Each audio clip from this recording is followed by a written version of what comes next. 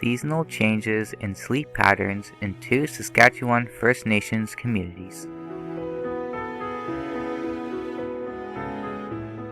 In this presentation, our goal is to offer you a quick summary of the research and conclusions. Please follow the links to the research and further details. Thanks to all the authors and publishers for making this research public, thereby advancing science and innovation. Please like, share, and subscribe. Sleep is crucial for maintaining the recovery and restoration of the body and brain. Less sleep is associated with poor mental and physical performance. Seasonal changes in sleep patterns can be observed. This paper examines seasonal effects on sleep timing, duration, and problems in 2 Cree First Nation communities in Saskatchewan, Canada.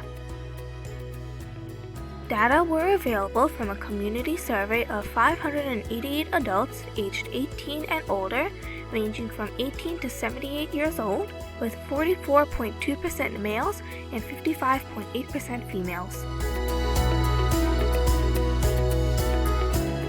Results are presented using descriptive statistics and a binary logistic regression model to identify the association between seasonal changes in sleep patterns and demographic, social, and environmental factors. The participants reported sleeping the least during the spring and summer months and sleeping the most during the fall and winter months. This was further confirmed by sleep hours and the lower proportion of recommended hours of sleep during the spring and summer, and higher proportion of a longer sleep duration during the fall and winter months. There was no significant variation in sleeping onset and wake times by seasons. Overall, there were no significant differences in the prevalence of sleep deprivation, insomnia, and excessive daytime sleepiness by season. When stratified by age group and gender, some differences existed in the prevalence of sleep problems by season.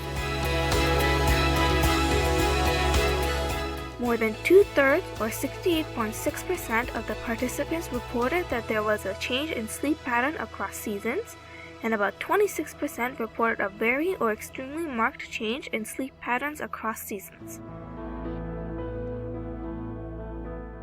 In summary, the changes in sleep patterns were influenced by age, income status, dampness in-house, and access to a nurse.